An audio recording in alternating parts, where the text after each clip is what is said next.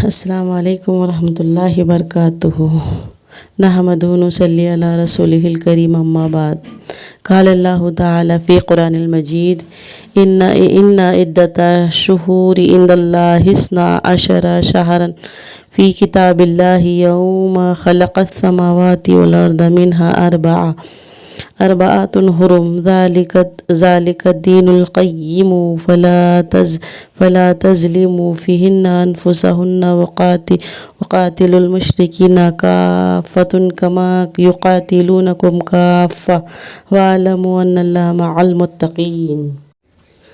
اللہ سبحانہ وتعالیٰ فرماتا ہے، بے شک مہینوں کی تعداد جب سے اللہ تعالیٰ نے زمین و آسمان کو پیدا کیا ہے، اللہ کے نزدیک 12 ہے، اور ان میں 4 مہینے حرمت والے ہیں۔ یہی ٹھیک ضابطہ ہے، لہٰذا ان 4 مہینوں میں اپنے آپ پر ظلم نہ کرو اور مشرکین سے مل جل کر لڑو، جس طرح وہ سب تم سے مل کر لڑتے ہیں، اور جان لو کہ اللہ تعالیٰ متقیوں کے ساتھ ہے۔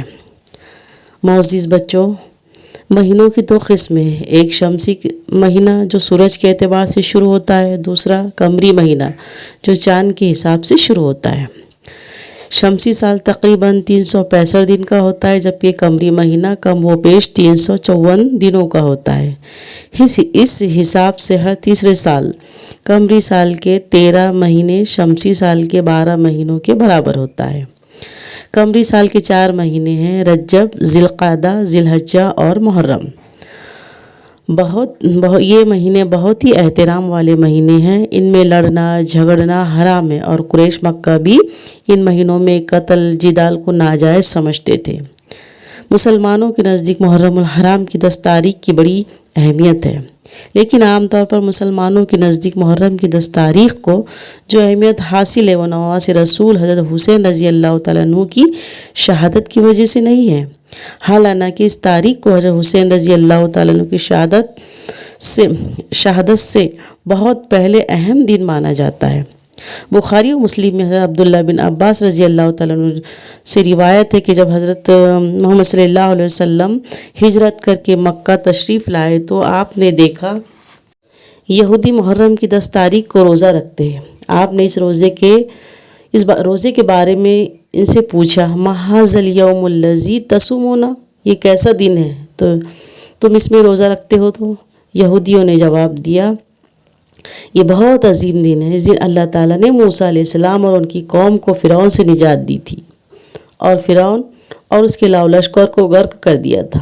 بس حضرت موسیٰ علیہ السلام نے شکریہ کا روزہ رکھا، لہٰذا ہم لوگ بھی انہی کی اتباع اور ان کی پیروی میں اس تاریخ کو روزہ رکھتے ہیں۔ رسول صلی اللہ علیہ وسلم نے فرمایا، ہم تو ان سے زیادہ حقدار ہیں، ہم موسیٰ علیہ السلام کی اتباع میں عاشورے کا روزہ رکھیں گے۔ چنانچہ رسول صلی اللہ علیہ وسلم نے خود بھی روزہ رکھا اور صحابہ اکرام کو بھی روزہ رکھنے کا حکم دیا ہے۔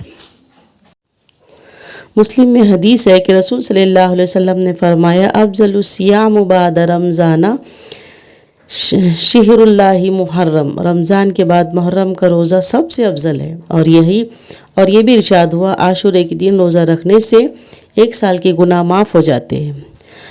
عبداللہ بن عباس رضی اللہ تعالیٰ عنہ کی ایک روایت ہے کہ عاشورے کے دن یہودیوں کے علاوہ نصارہ بھی روزہ رکھتے تھے، اسی لیے حکم دیا گیا کہ جو لوگ اس دن کا روزہ رکھے وہ صرف 10 تاریخ کو نہ رکھے بلکہ اس کے آگے یا پیچھے ایک روزہ ملا لے، تاکہ یہودیوں کی مشابہت ہو، ان کی مخالفت ہو۔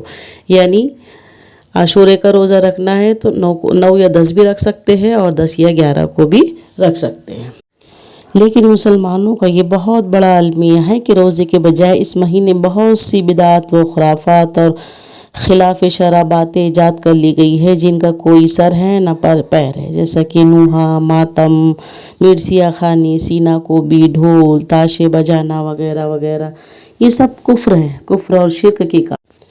ایام محرم میں حضرت حسین رضی اللہ تعالیٰ عنہ کی شہادت پر نوحہ و ماتم منایا جاتا ہے، حالانکہ یہ خلاف شریعت ہے۔ اس طرح نوحہ ماتم کا بھی شریعت میں کوئی ثبوت نہیں ملتا ہے۔ حضرت حسین رضی اللہ تعالیٰ عنہ راہ حق میں شہید ہوئے تھے۔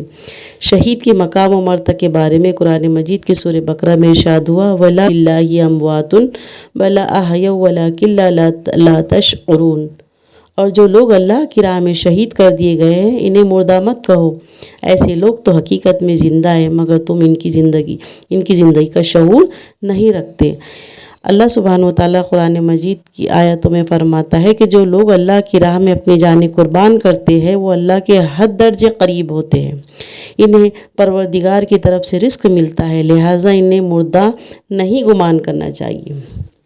لیکن ایک سوال اٹھ کھڑا ہوتا ہے کہ شہید کے زندہ رہنے اور رزق پانے کا کیا مطلب ہے؟ تابعی حضرت مسروق رضی اللہ تعالیٰ عنہ بیان کرتے ہیں کہ ہم نے اس آیت کی تفسیر حضرت عبداللہ ابن عباس رضی اللہ تعالیٰ عنہ سے پوچھی۔ انہوں نے کہا کہ اس کا مطلب یہ ہے کہ رسول صلی اللہ علیہ وسلم سے پوچھا تو آپ صلی اللہ علیہ وسلم نے فرمایا کہ شہیدوں کے زندہ ہونے اور رزق دیے جانے کا مطلب یہ ہے کہ بے شک ان کی روحیں سبز پرندوں کے قالب میں ہوتی ہے، ان کے لیے قندیلیں ہیں جو عرش الہی کے نیچے لٹکی ہوتی ہے اور وہ روحیں جنت میں جہاں چاہتی ہے چرتی ہے، پھر ان قندیلوں میں آ کر بسر ہوتی ہے اور آرام کرتی ہے۔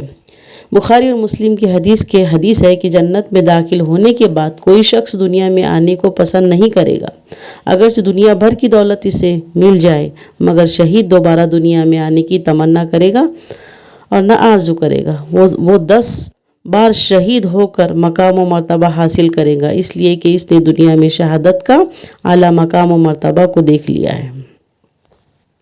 سوچئے کتنی بڑی حیرت اور افسوس کی بات ہے کہ حضرت حسین رضی اللہ تعالیٰ عنہ کے واقعہ شہادت کی وجہ سے صرف محرم کی 10 تاریخ کو نہیں بلکہ پورے محرم پورے مہینوں کو غم کا مہینہ سمجھا جاتا ہے۔ اس میں شادی بیاہ اور خوشی کے ہر کام کو عیب سمجھا جاتا ہے، حالانکہ محرم نہ غم کا مہینہ ہے نہ اس کی 10 تاریخ غم کی تاریخ ہے۔ شہادت تو وہ عظیم چیز ہے جس کے لیے رسول صلی اللہ علیہ وسلم نے فرمایا تھا، قسم ہے اس پاک ذات کی جس کے قبضے میں میری جان ہے،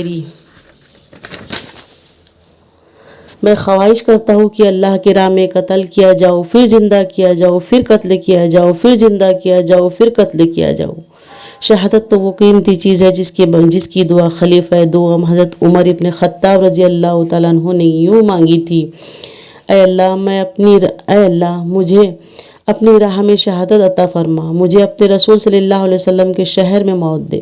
شہادت تو عظیم مقام ہے جو خلیفہ چہارم حضرت علی رضی اللہ تعالیٰ عنہ پر قاتلانہ حملہ ہوا اور آپ گرے تو آپ کی زبان پر یہ کلمہ تھا، کعبے کے رب کی قسم میں کامیاب ہو گیا۔ ذرا سوچئے، ہم غور کریں، کیا اتنا عظیم و مقام مرتبہ جس کی تمنا رسول صلی اللہ علیہ وسلم نے کی ہو، جس کے لیے حضرت عمر ابن خطاب رضی اللہ تعالیٰ عنہ نے دعا مانگی ہو اور جس کے حاصل ہونے پر حضرت علی رضی اللہ تعالیٰ عنہ نے اپنے آپ کو کامیاب قرار دیا، کیا غم کی بات ہو سکتی ہے؟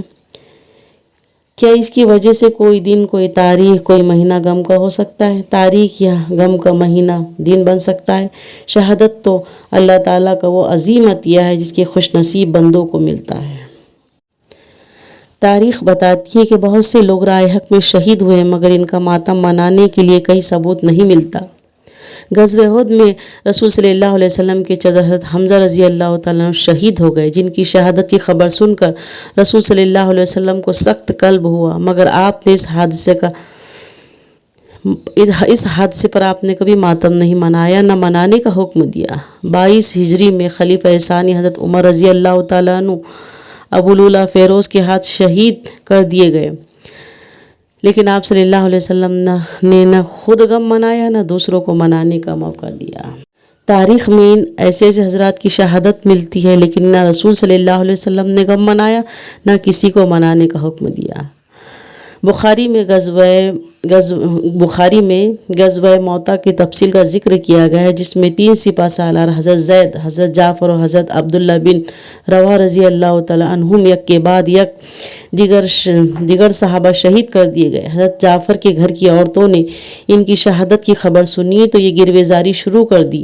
رسول صلی اللہ علیہ وسلم نے اس حرکت سے منع کیا لیکن وہ باز نہ آئی، وہ غم مناتی رہی، وہ ماتم مناتی رہی۔ اللہ کے رسول صلی اللہ علیہ وسلم کو منع فرمایا، وہ باز نہ آئی، دوبارہ وہی کرتی رہی۔ تب آپ صلی اللہ علیہ وسلم نے فرمایا، ان رونے والیوں کے منہ پہ خاک پھینک دو، یعنی ان کے منہ پر مٹی پھینک دو۔ رسول صلی اللہ علیہ وسلم نے فرمایا کہ میت کا غم صرف ہمیں 3 دن ہی منانا چاہیے۔ لہٰذا تاریخ کے واقعات ہمیں بتاتے ہیں نوحہ ماتم کا رواج نہ عہد رسالت میں ہوا نہ دور صحابہ میں ہوا، بلکہ بدعت تھی جو 4 صدی ہجری میں ایجاد کی گئی۔